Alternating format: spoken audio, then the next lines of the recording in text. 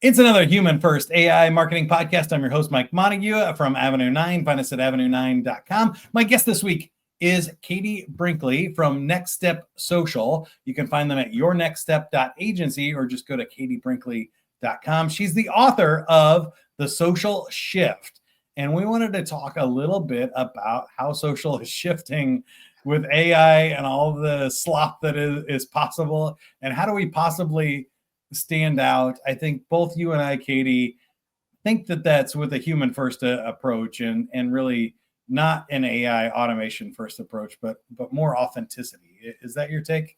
It sure is. Thanks so much for having me, by the way. I'm excited to be here. I I know love that was on your show talking. too. So if people want to see the first half of the discussion, they can go to the Rocky Mountain Marketing podcast and look for the Mike Montague episode. Yeah. I mean, and we had such a great discussion, and I'm glad we get to continue talking AI, social media, all the things, because, man, social media sure has changed in the past 2 years with AI kind of taking the reins of everything. So let's talk about these changes, because I think you and I can even roll it back a little bit further. We were both media personalities, and so we had big social media followings and stuff before it was cool. I was a little bit older than you, so I had like 10,000 friends on MySpace, and I was crushing it before the shift. And then I had to rebuild on Facebook and stuff. I ended up cleaning those out when I changed careers because most of them were not interested in Romeo's shenanigans anymore when I'm trying to do serious business stuff. But I say that because I felt like it was pretty easy. Everybody wanted to connect. There was a couple of channels. Everything you posted went to all of your friends. You only saw stuff from your friends in the feed. And then we went to the last 10 years or so where it was kind of about algorithms, and it was about creating content the algorithms liked, and engagement, and I don't know, promoted posts and boosted posts and all kinds of stuff that was complicated in and of itself. But now I feel like we've almost reached peak social, where there used to be kind of only 1% of the people were even making content, and the other 99 would be able to view it. Now, I don't even know what that 1% is doing, if anybody's logging in, and everybody can create content with AI. I feel like it's shifted again. Can you describe what you're seeing in the last 2 years happening on social? Yeah, I mean, it with AI becoming so mainstream and so easy to use, social media was kind of the gateway, for people to learn how to use it, and like, oh, look how easy it is to use. But then like everyone's post got really sloppy, and Yeah. there was a lot of attention entrepreneurs with a megaphone emoji, and like there's so many things out there where it's like a dead giveaway for AI generated content now. But I think it's making the social side of social media that much better now, because you can tell when people are actually posting, when it is a real person making the post and it's not just some chat GPT or some prompt or someone regurgitating another person's viral post. It's an Yeah. actual human creating the post. And AI, we use it every day in our business. I'm not saying, this episode is not to poo-poo on AI. Right. It's definitely more AI is there to help you, but I think it's made social media so much more authentic now, because you can see who the real people are, who's actually out there creating the content now, and as opposed to just who's, going through some prompt engineering. Yeah, in my book on LinkedIn, I talked about this, of like there's kind of two approaches to social media, and I called them the sales and marketing approaches back in the day. But we could think of it like the influencer approach, which is there's a lot of people doing that. Here's the top 5 ways to do this, and it's more easy than ever to have AI generate those top 5 ideas or write different hooks for you and A/B test Mhm. stuff, create 1-minute shorts out of things, and really go for the attention economy method. But there's only room for so many influencers. And I never wanted to be that person that just spent all day learning a new dance craze or something just to get more views. I wanted to be doing social to get business and start what I called sales conversations, which Mhm. is different. If you're actually looking to use social to be more social, to connect with people, to have an authentic conversation or start a conversation about your business and not the latest dance craze or trend online. Yeah. That's a different approach. But I do feel like it's harder and it's really easy to get distracted that like these idiots did a new hook and they got, hundreds of thousands of views or something. And you're sitting there looking at like 10 views of your or 100 views of your post. Yeah, and it's true, but there's 2 different ways of creating content now, and I think that a lot of people, they sign up as a business owner and say like, "Okay, well, I'm gonna really invest a lot of energy or strategy or time or money, whatever, into social media this year." And the biggest misconception is that, okay, well, the goal is to go viral. The goal is to hit X amount of followers. And honestly, that's that's not showing up as a business owner on social media. That's showing up as an influencer. And going viral is not a business strategy. It's a completely different strategy because with going viral and trying to be an influencer, you want to get as many people to see your content as possible because that's how you're making your money is by the views. Right. As a business owner, you're making money by the right people seeing your content and taking action to pick up the phone. Very different ways of creating content right there. I think you nailed it. And what I think other, people that maybe don't study social media don't understand is that most of those views aren't even in the US. Yeah. That like for a couple $100, you can boost a post in India and get thousands of views from call centers and robots Yeah. and server farms that they have set up over there to give you views if that's all you want. Like save It's your time and it'll make you feel good. But those server farms are never going to buy from you. Mhm.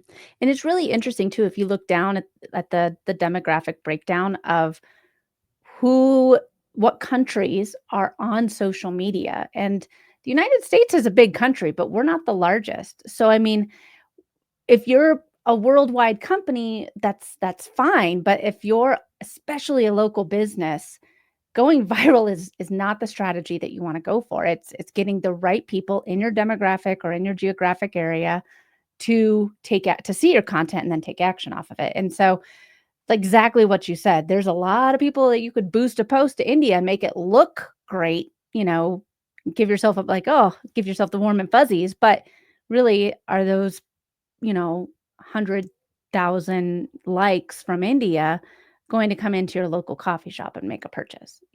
So let's Probably talk not. about how to more engage those people and actually do this the right way with kind of the sales approach, the connection approach versus an audience approach.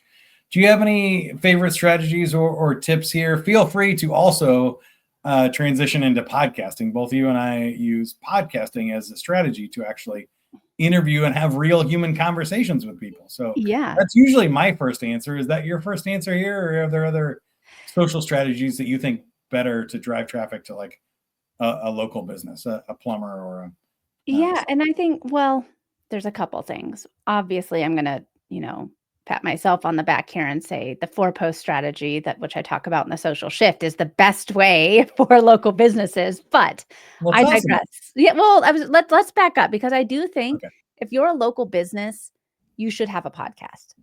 You absolutely should have a podcast. And you might say like, "Oh, well, it seems like a lot of work. What am I going to talk about every week? Isn't it expensive?"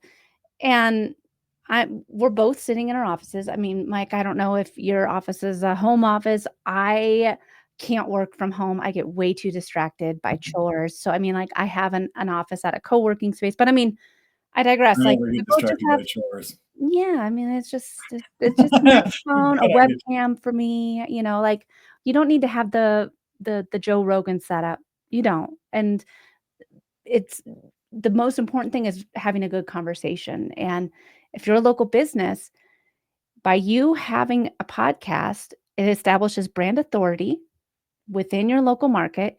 And two, if you have an interview-based show like what Mike and I have, it allows you to have conversations with other people in your community. So for Rocky Mountain Marketing, I interview other people in the marketing space that I think, well, one, it's great for the listeners. You can learn a Mhm. ton of stuff on the show, but the main purpose for me is to have is for networking. I want to grow my network with other people in the marketing space. Yeah. So that is the main purpose of my show. And it's helped me grow my network tremendously. I have a very strong, listenership throughout Colorado. I can't go to a local event in Colorado without someone saying, "Oh, Rocky Mountain Marketing, I listened to your show," which is awesome. But this is where, again, the purpose of my show is for networking. If you're a local business, you can grow your network. If you're a realtor, if you're a plumber, if you're, electrician, you can build your relationships, and then sure enough, you can, oh, well, I know so and so. They do this, or oh, I know so and so that you're new to town. You need to talk to Mike. They do this, whatever. So I mean, it's just expanding your network in a different way as opposed to having to go to a bunch of in-person networking events like what we used to have to do, a decade ago. Yeah, and I think those are still a great Yeah. viable way to do that. But even when you show up to one of those chamber events or other networking things, you still need this next, like, how do we have a one-on-one conversation? How do I engage them? And I love that podcasting because of just that. Nobody says no to, like, oh, I'd love to feature you on my podcast and be a guest. We could, chat for half an hour or so. Nobody goes, no, thanks. I don't want to look like a really smart expert guest. So I've been able to reach out to some really cool people and get awesome guests and anybody that I want to get a hold of. It's Mhm. an easy, low pressure way to do that. And like you said, the benefits just compound too, because you're educating people, you're learning best practices for yourself, you're talking to people you want to talk to, you're making referral partners. There's just a ton of benefits, and it's filling up all of your marketing calendar. So now you also have something to talk about in your email, your social posts, your blogs, all It the is other content that you have it's a to do. content generating machine. I Yeah. mean, my podcast, well, I have two. So I have Rocky Mountain Marketing, which is what we use for all of our, like LinkedIn newsletters. I use it for networking. I use it for growing out like the network, and I promote it on all the socials. And then I also have Marketing Trends Now, which is a solo based episode. So episodes, which comes out every Thursday. But that I use strictly for my own email list. Like Yeah. the Marketing Trends Now podcast, I use to help regurgitate information for my email list. So I mean, I'm never stuck there saying like, shoot, it's Thursday and I need to send an email out to my list. I don't know what to say. Yeah. I think that's huge. Just beating the blank page, meeting people, like getting something, especially if it's a weekly recurring show. Um, it gives you something to do every single week to grow your business, and just keeping your focus and effort on that. The consistency is huge. It shows your reliability to people that you're still in business, that you're doing this, you're growing and learning every day. Like you mentioned, authority. I think the other thing we haven't mentioned is the kind of intimacy that comes from people getting to know you and hearing you talk for hours and hours and hours. It really increases the trust and the likability factor Mhm. of listening to your show. 1,000,000%. And I couldn't agree more with that because it's when you have a podcast, if you think about it, someone is spending time with you, whether it's on a treadmill, whether it's in the car, on a walk, and it's just you and them. Mhm. It's there's nothing that's building that trust factor faster than it's a deep trust that happens through podcasting. So with short form video, again, it's everywhere. I get it. Reels, TikTok, we already talked about that a bit. It's everywhere. Video creates the first set of trust. Like, oh, this is a real person saying what that they do. I trust that. They're walking the walk. I can see it with my own eyes. But then Mhm. it deepens the trust when you hear someone talk about it and over again. When someone tunes in every week to your podcast. And then if you're writing a written blog, that just establishes your authority. That allows somebody to say, I want to go back and read it again, or I want to reference this later to see like how to really dive into it. So podcasting, again, I said it earlier, it's a content generating machine, but even with there's no barrier to entry now.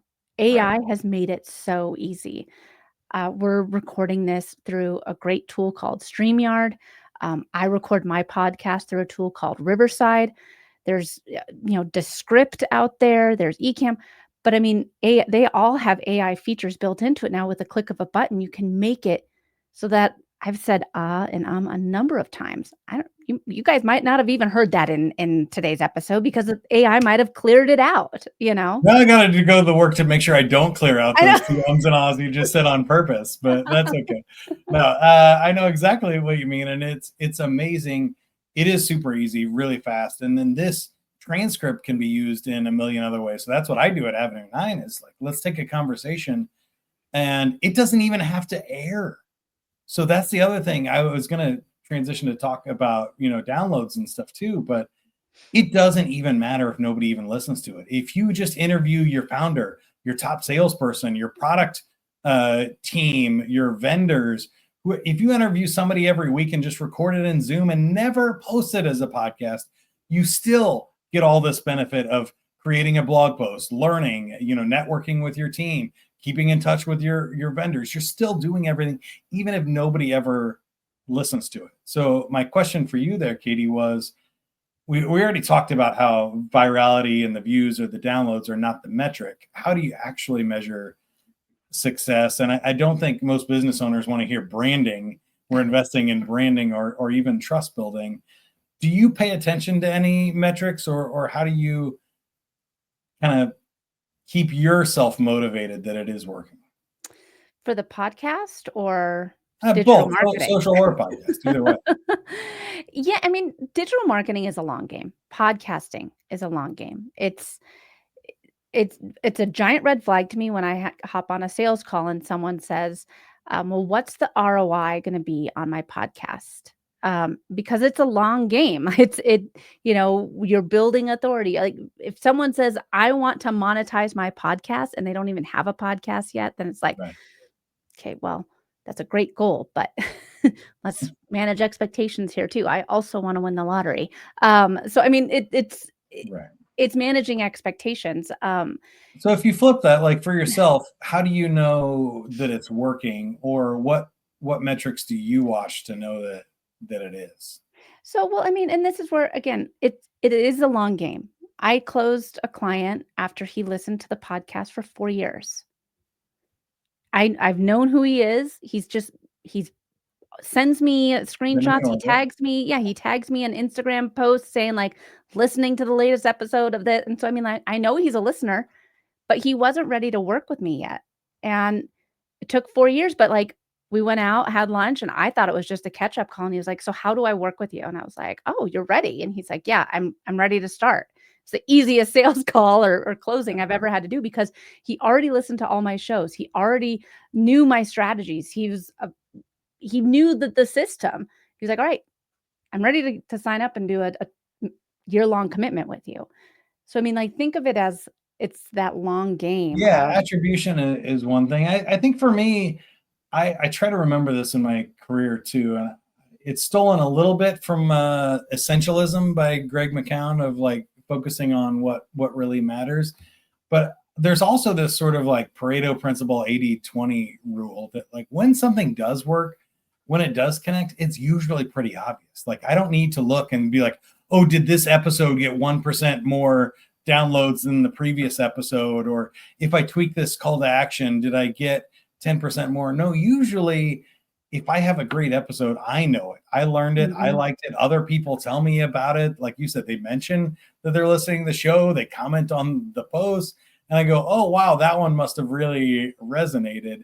I don't have to get into crazy funnel measuring conversion metrics and, oh, this one had, 10% of the click-through rate of the other one. Like, no, I can tell because people are coming up to me and they're saying, I like the show, or I saw you're doing this, or somebody that I've not talked to in 10 years comments on one of my LinkedIn posts. You go, okay, something is working. Yeah, that's so true. And I mean, there's a lot of silent observers online. My husband is one of them.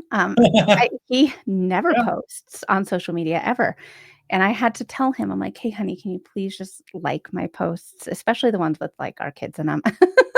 just like them, and it's like, one, it helps me in the algorithm, but there's a lot of people that don't engage, but they're on social media all the time. They're seeing what you're doing. And you never know when they're going to come out. Like, I had my daughter, she was 11, she tried out for a softball team, and the coach of the team I actually went to high school with, and he came over afterwards. He's like, "Katie, I keep meaning to reach out to you. I see what you're doing with social media, and I need to talk with you what we're doing for my other company." I didn't even know we were friends on Facebook, So I mean, like, Yeah. but that's just what I'm saying is people see what you're doing, and people will listen to you, especially with ChatGPT, the transcripts, like what you were saying. If you type Katie Brinkley into ChatGPT now, it's pulling stuff not necessarily from my website, but from other podcasts that I've been a guest on. It's pulling it from, different events that I've spoken at. All of this stuff from that you've ever done is being pulled into AI right now. So if you have the opportunity to continue posting and creating content, you're going to build out your brand authority, and you're going to be the solution when someone Googles a question or when someone ChatGPTs a question. You never know when that's going to happen, but the more you create the right type of content for that target audience, if you have a podcast, a YouTube, whatever, you're going to show up as the solution. I love that. And I'm glad that you shared about the silent audience too, because that's something that I learned in broadcasting that, if we're running a radio station contest, a very small portion of the people listening are ever even going to try and call in and win. They're going to assume that they're not going to win, or they're driving and they don't have their phone in their hand, or they just don't call and request songs, or don't call to chime in on a topic. But that doesn't mean no one is listening. There could be 100,000 people listening, and only 8 people at any given time, as marketers, are ready to buy your product. They're in market. They're the type of people that call or reach out. And so you do need to keep your eye on the wider prize and understand that there are people that are just silent for Yeah. now. They're not in market, or they're listening. And those comments you do get, I think in your head you have to give weightier meaning to that. If one person comments, "That was a great post," there was probably 10 to 100 other people that also thought that. They just didn't make the comments. And so it helps you kind of, at least helps me, keep my head on straight and Yeah. doing it, because I am reaching people even if I don't see it in the measurable numbers every single week. Yeah, and I think that too, because of virality on social media and because of again, I have a social media agency, so I'm not trying to poo-poo on social media at all. But like, we see everyone's highlight reels. Okay, so let's just get that out of the way. We're not seeing the struggles, we're not seeing the failed launches, we're not seeing all of that. So we see the virality. And if you see someone's post and it's like, "Oh man, I only got 1,000 views." Wait a second now. Whoa, back up. I just flew all the way to Cleveland and spoke at an event with 300 people, and it was absolutely phenomenal. And I Yeah. mean, like, 300 people in the room, that was awesome. But now here I am, I'm like, it's only got 1,000 views. Only a thousand. Yeah, That's what I think about too. I used to think about that on the radio, but now even with social media, if you told me that with this podcast, or a 12-year-old me, if you said, "Hey, every week 1,000 people are going to show up and want to hear what you have to say or who you're going to talk to," you would be like, "Holy shit, that's the coolest thing that's ever yeah, going to happen. That's amazing. You get to make a career out of that." But then we just see this number and we go, "Oh, it was 900 instead of 1,000 this week.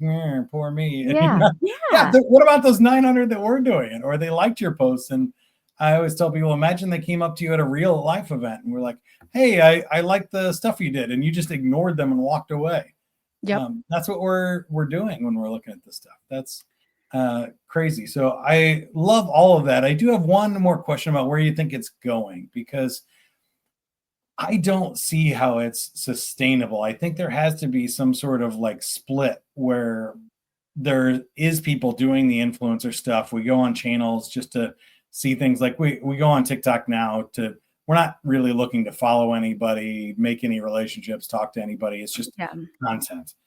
But then I think we're going to have to go somewhere else, like we do in WhatsApp groups or other things, to actually have conversations with humans. And I think with AI marketing, there seems to be this like there's going to be a bunch of AI slop and there's going to be some real stuff, but I see these spreading apart because I don't see a whole lot of overlap. What do you think? I do feel that we're going to need to find our communities, because and that's why, if you remember a few years ago, there was a lot of talk on NFTs and the metaverse and all that, and there's a reason why Mark Zuckerberg changed the name of Facebook to Meta, to be all encompassing. They didn't forget about all that. Let's keep in mind that these giant tech people, Elon, with Twitter, he, and Gronk, and like all that stuff, and uh, Facebook and Mark Zuckerberg, and they have the llama, and they're still developing these alternate realities, these alternate universes. This stuff is still coming. It's just kind of been put to the back burner because AI has taken the spotlight. So I think, and this is just a Katie Brinkley thought, but I do think that with social media, we are going to find ourselves immersed into a spot where we can't tell the difference between AI and human. So we are going to want to find our communities, in whether it be through WhatsApp groups, whether it's through Discord, where it's these decentralized communities where we can Live stuff, even. talk to Going real back in people. real life, yeah. Yeah, I mean, like, that's the Facebook groups. I see all of these communities kind of moving offline. I think social media will still be there, but it'll be more of like that metaverse kind of like interactive Ready Player One movie type of Right. situation. But we're still going to want, like, social media opened the entire world for business and relationships. And so we're still going to want to have that type of relations with people all over now. I see social media turning more into the metaverse kind of interactive gaming AI, Yeah. but Oculus, or Meta Ray-Ban things, who knows what the next step is, but I definitely see it, it's happening Yeah, I probably think we're even going to within see our like our lifetime, but own yeah.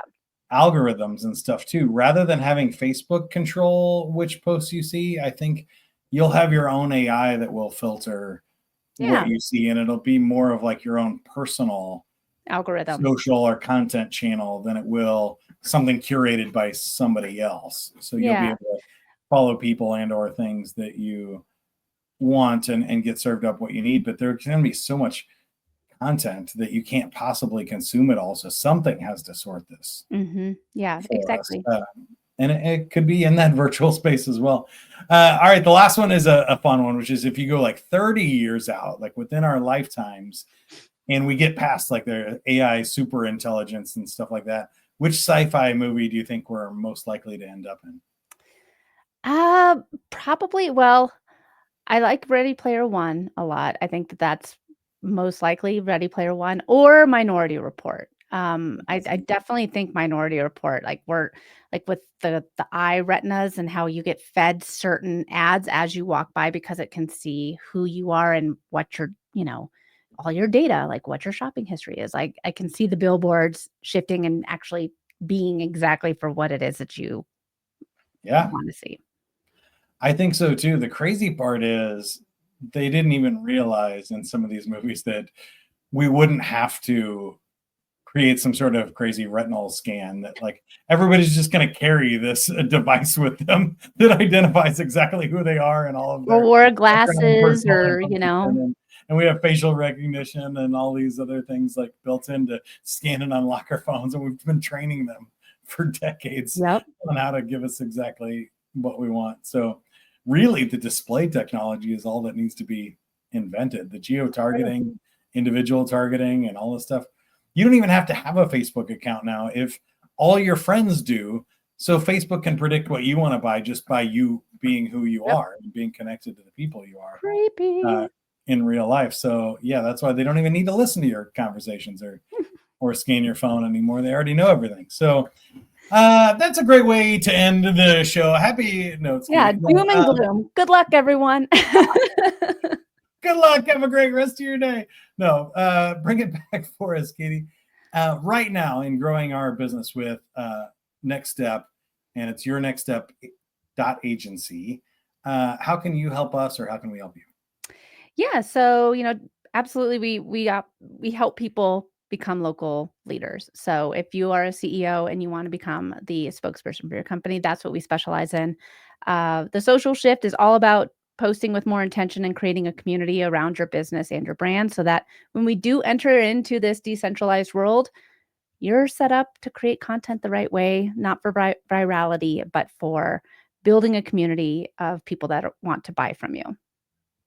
Love it. And if you're looking to use more AI tools to scale your stories to wider audiences, that's what I do. I call it context engineering, where I interview your founder, top salesperson, or best clients and translate those stories into the marketing strategy that you need to fill all the rest of your marketing content assets. If that sounds interesting to you, go to avenue9.com. Until next time, keep going. Have fun, everybody. Bye.